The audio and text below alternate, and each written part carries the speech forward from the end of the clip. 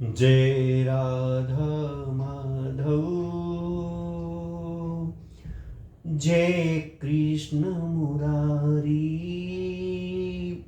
जय राधा माधव, जय कृष्ण मुरारी, जय राधा माधव, जय कृष्ण मुरारी। श्रीमद् भागवत साधक संजीवनी आज की कथा श्लोक नंबर 10 से शुरू करते हैं। अपर्याप्तं तस्माकं बलं भीष्माभिरक्षितं पर्याप्तं विलिप्तमेषा बलं भीमाभिरक्षितम्। द्रोणाचार्य को चुप देखकर युधिष्ठिर की द्रोणाचार्य को चुप देखकर दुर्योधन के मन में विचार हुआ कि वास्तव में हमारी वह सेना पांडवों पर विजय करने में अपर्याप्त असमर्थ है, क्योंकि उसके संरक्षक उभय पक्षी भीष्म है। परंतु इन पांडवों की यह सेना हम पर विजय करने में पर्याप्त है, समर्थ है, क्योंकि इसके संरक्षक जिन्हें सेना पक्षी भीमसेन है। पर्याप्तम तस्माकं बलम भीष्माभिरक्षितम। व्याख्या: अधर्म अन्याय के कारण दुर्योधन के मन में भय होने से वह अपनी सेना के विषय में सोचता है कि हमारी सेना बड़ी होने पर भी, अर्थात पांडवों की अपेक्षा 4 अक्षौणी अधिक होने पर भी पांडवों पर विजय प्राप्त करने में है तो असमर्थ ही, कारण कि हमारी सेना में मतभेद है। उसमें इतनी एकता, संगठन, निर्भयता, निसंकोचता नहीं है जितनी की पांडवों की सेना में है। हमारी सेना में मुख्य संरक्षक पितामह भीष्म अभय पक्षपाती हैं, अर्थात उनके भीतर कौरव और पांडव दोनों सेनाओं का पक्ष है। वे कृष्ण के बड़े भक्त हैं। उनके हृदय में युधिष्ठिर का बड़ा आदर है, अर्जुन पर भी बड़ा स्नेह है। इसलिए वे हमारे पक्ष में रहते हुए भी भीतर से पांडवों का भला चाहते हैं। वे ही भीष्म हमारी सेना के मुख्य सेनापति हैं। ऐसी दशा में हमारी सेना पांडवों के मुकाबले में कैसे समर्थ हो सकती है? नहीं हो सकती।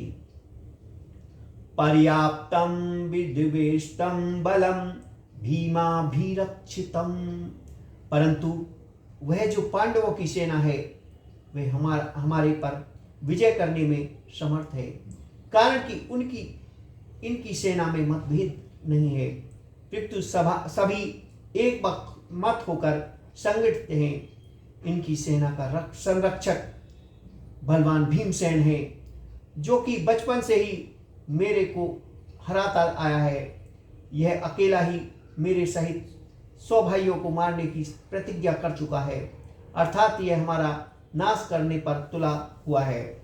इसका शरीर वज्र के समान मजबूत है। इसको मैंने जहर पिलाया था तो भी यह मरा नहीं। ऐसा यह भीमसेन पांडवों की सेना का संरक्षक, इसलिए यह सेना वास्तव में समर्थ है, पूर्ण है।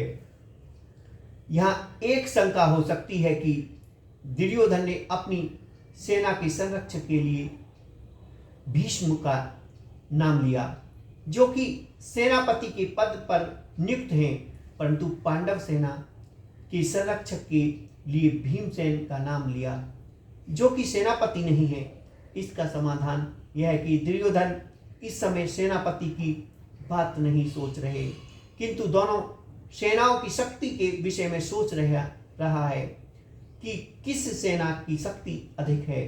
दुर्योधन पर आरंभ से ही भीमसेन की शक्ति का बलवत्ता अधिक प्रभाव पड़ा हुआ है, अतः वह पांडव सेना के संरक्षक के लिए भीमसेन को ही नाम लेता है। विशेष बात, अर्जुन कौरव सेना को देखकर किसी के पास ने जाकर हाथ में धनुष उठाते हैं। गीता के पहले अध्याय का 20वां श्लोक। पर दुर्योधन पांडव सेना को देखकर द्रोणाचार्य के पास जाते हैं और उनसे पांडवों की व्यूहरचना युक्त सेना को देखने के लिए कहते हैं। इससे सिद्ध होता है कि दुर्योधन के हृदय में भय बैठा हुआ है। भीतर में भय होने पर भी वह चालाकी से द्रोणाचार्य को प्रसन्न करना चाहता है, उनकी पांडवों के विरुद्ध उकसाना चाहता है, कारण कि दुर्योधन के हृदय में अधर्म है, अन्याय है, पाप है। अन्यायी पापी व्यक्ति कभी निर्भय और सुख शांति नहीं रह सकता। यह नियम है, परंतु अर्जुन के भीतर धर्म है, न्याय है।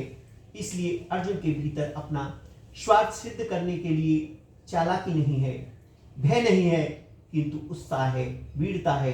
तभी तो वे वीरता में आकर सेना निरीक्षण करने के लिए भगवान को आज्ञा देते हैं कि हे अर्जुन, आज्ञा देते हैं कि एक अच्युत दोनों सेनाओं के मध्य में मेरे रथ को खड़ा कर दीजिए। पहले अध्याय का 21वां श्लोक। इसका तात्पर्य है कि जिसके भीतर नाशवान धन संपत्ति आदि का आश्रय है, आदर है, और जिसके भीतर अधर्म है, अन्याय है, दुर्भाव है, उसके भीतर वास्तविक बल नहीं होता, वह भीतर में से खोखला होता है और वह कभी निर्भय नहीं होता। परंतु जिसके भीतर अपने धर्म का पालन है और भगवान का आश्रय है, वह कभी भयभीत नहीं होता, उसका बल सच्चा होता है, वह सदा निश्चिंत और निर्भय रहता है। अतः अपना कल्याण चाहने वाले साधकों को अधर्म, अन्याय आदि का सर्वदा त्याग करके और एकमात्र भगवान का आश्रय लेकर भगवत प्रिय अपना धर्म का अनुशासन करना चाहिए। भौतिक संपत्ति को महत्व देकर तथा संयोगजन मुख्य सुख के प्रलोभन में फंसकर कभी अधर्म का आश्रय नहीं लेना चाहिए, क्योंकि इन दोनों से मनुष्य का कभी हित नहीं होता, प्रयुक्त अहित ही होता है। परिशिष्ट भाव। अर्जुन ने अस्त्र शस्त्र से सुसज्जित नारायणी सेना को छोड़कर निशस्त्र भगवान श्री कृष्ण को स्वीकार किया था और दुर्योधन ने भगवान को छोड़कर उनकी नारायणी सेना को स्वीकार किया था। तात्पर्य है कि अर्जुन की दृष्टि भगवान पर थी और दुर्योधन की दृष्टि वैभव पर थी। जिसकी दृष्टि भगवान पर होती है उसका हृदय भगवान होता है, क्योंकि भगवान का बल सच्चा है। परंतु जिसकी दृष्टि संसार के वैभव पर होती है उसका हृदय कमजोर होता है, क्योंकि संसार का बल कच्चा है। जय राधा माधव,